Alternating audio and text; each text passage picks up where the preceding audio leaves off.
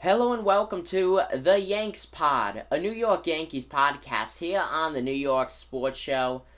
Folks, I'm your host, Dominic Konowski. Thank you for tuning in. Let's talk some New York Yankees. Yankees are currently riding a beautiful and what is a historic franchise 12-game winning streak. Got the win last night over the Oakland Athletics to cap off the first game. It was a very long 4-game set, and overall a 7-game West Coast swing set. So the Yankees are playing very, very late games. The jet lags get into them. So it will be interesting. They do the 4-game set against the Athletics, and then bada bing, bada boom, go on to the LA Angels, a 3-game set. And I gotta say, Yankees have been good against the LA Angels. Now, overall, with the Oakland Athletics, that will be interesting to see how the Yankees would do for the final 3 games of this series. Because let me remind you, that's the Oakland Coliseum. The war-torn Oakland Coliseum is somehow still around. The Raiders abandoned it. I feel like it's only a matter of time until the Athletics abandon it. But I gotta say, the Yankees can't play in the Coliseum. And this series is oh so important. And the Red Sox winning is oh so important, along with the Seattle Mariners or Toronto Blue Jays. You don't want the Oakland Athletics to make the playoffs if you're the New York Yankees. The Yankees simply cannot play in the Coliseum. They have a horrible record, especially as of late, in the Oakland Coliseum. So, with this, if the Yankees, let's say, even win the series, they would win it 3-1, then sweep across a 4-0 sweep. That would push the Athletics basically out of contention. Now, the Yankees currently sit second in the AL East, 75-52 in the win-loss column. Tampa Bay Rays, 4 games ahead of them, first place, 79-48, and then the Red Sox, third place, 73-56. And then you have the Toronto Blue Jays, 66-50. They're overall 12.5 back on the Tampa Bay Rays. The Toronto Blue Jays will not win the division.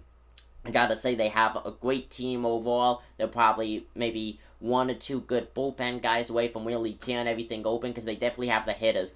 But the fact is, it's not there to win the division, especially now this late with just above really 30 games left, if that, depending on the schedule. But the Toronto Blue Jays could easily get a wild card spot.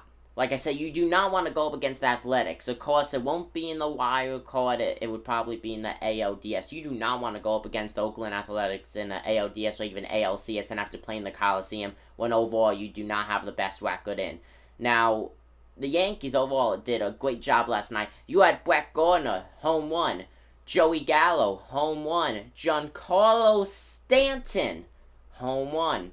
The Yankees are hitting a lot of home runs, but they're not getting that much solid contact. But also, they are being very, very patient at the plate, which I think is the biggest thing. You have never seen the Yankees really draw as many walks at this part of the season than they did really anywhere else under Aaron Boone as a manager. The Yankees totally revamped their whole values, and I would go as far to say mindset on how to play the game of baseball during the All-Star break when they had all the time to think. I don't know what Aaron Boone told them. I don't know what Marcus Thames is doing different as the hitting coach. But the Yankees are drawing much more longer at-bats. And they're really opening like Brett Gardner out there, because Brett Gardner has always done that. And overall, I feel like he's been shadowed for that. Like, that's never really been talked about now. Every other player is being praised except for Brett Gardner. So now the Yankees get back Corey Kluber. Corey Kluber has been out for months with just arm injuries and a whole bunch of stuff. He's coming back, thankfully. But overall, though, I feel like you can't have him. So he's supposed to start on Monday against the Angels. I think that's frankly very dumb. Have the guy come out and do 1 or 2 bullpen appearances. Unless the Yankees will view Monday as a somewhat bullpen game and have Kluber go maybe 3 innings. Even so, though, I don't feel comfortable with this guy starting yet. Overall, though, on the season, through 53 and 1/3 innings pitched, he has a 3.04 ERA and a 4.3 win-loss record. And let me remind you that no-hitter against the Texas Rangers a few months back, too. That was one of many no-hitters so far during this MLB season. And I gotta say, no-hitters, they're not special anymore. Seeing a no-hitter is not as special, of course, as a perfect game. Not as special as seeing a 3,000th strikeout. No-hitters aren't special anymore because they happen so much. You've had what so far in the MLB this year? 7, 8 no-hitters? That's a lot compared to going back 10 plus years ago. You're having a lot more no-hitters, and it's so much frequently this season. You're getting about 1 a month, 2 a month sometimes. You get no-hitters back-to-back days sometimes now in the MLB. They're not as special anymore. Overall is a big career milestone, yes, because at the same time, you sit down 27 guys without allowing a single hit. Yes, you allowed a walk, there could have been a nail, but at the same time, though, you did not allow a hit. That's still very impressive, don't get me wrong. But it's happening so much, though, I don't feel like it's as special overall when it comes to stat-wise, you know? So, with Corey Kluber coming back on Monday, you also got to worry about the September call-ups. But even so, Luis Severino has been cleared to pitch again after his MRI, so that's very, very good. Thank God for that. But when Luis Severino comes up, will the rosters already be expanded? Because if so, you got to send someone down. And you know what? If the Yankees do end up sending down someone, it will be Andrew Velasquez. Either send him down or put him on the travel taxi squad. He will be sent, though, to at least an alternate site. Because the fact is, Andrew Velasquez was brought up as a defensive player, and now, you know, somewhere he's hitting. It kind of reminds me of when they brought up Gio Urshela, who's also back now. You know, he's been activated, got activated the other night. So now you're getting all these players back that so many guys came up to replace. There's going to really be no room for them. Andrew Velasquez will most likely be sent out, you know? But the fact is, though, I do not see that as a bad thing whatsoever. Because you know what? We already have someone on the team who's going to be a permanent part of the team, and that's Tyler Wade. I'd rather see Tyler Wade start over Andrew Velasquez any day. Because the fact is, Tyler Wade could play any position you want.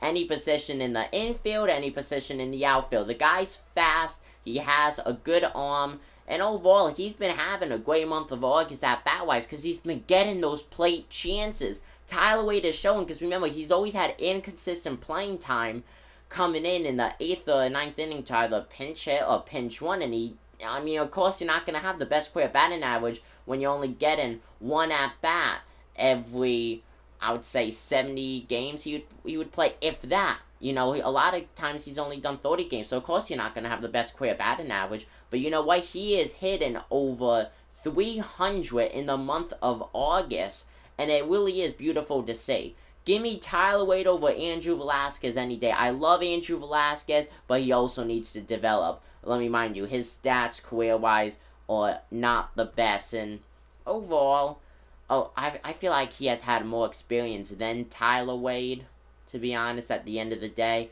But Andrew Velasquez, he's a guy that you could bring up through the minors and MLB. You know, keep bringing him, sending him down, sending him to the taxi squad for at least another 1 or 2 seasons until he's fully ready. But the Yankees should never let this guy go. The Yankees did not protect Tyler Wade in the most recent Rule 5 draft. Thankfully, no one got him. They got to make sure to protect Andrew Velasquez. And a lot of people are talking about Greg Allen. He just hit a home run the other night in the minors. They're like, oh, why aren't they bringing up Greg Allen? There's no room for Greg Allen. I would love to see Greg Allen in the majors again right now. I really would. Same thing with Estevan Florial. But the fact is, there's no room, and there probably won't be a permanent roster spot for them till at least next season. If not, then 2023, 2024. Yankee fans gotta realize that just because you like the guy and they're not being an everyday player, you can't be mad at the Yankees for that. Yankees right now have a stacked roster and so many guys that really it would be stupid to send down. You know, you wouldn't send Giancarlo Stanton down to the minors to make room for Greg Allen. You wouldn't send Aaron Judge to the minors to make room for Estevan Florial. Yankee fans have to be patient because the fact is, Yankees are set up good with their minor league players for probably the next decade plus with talent. There's no rush to bring them up. There's really not. Let them get that more and more experience they need in AAA, so when they come up in a way it will be like their seasoned vet, prime of their career, they could go off. You know, having them come up here and there, that's fine. I like that. But having them just be an everyday player after being a AAA player this season, it makes no sense. It makes no sense, and that's what Yankee fans gotta realize. I've realized I'm a diehard Yankee fan. Well, folks, thank you guys for tuning in to the Yanks Pod, a New York Yankees podcast here on the New York Sports Show. I'm signing out. I'm Dominic Konowski. Peace.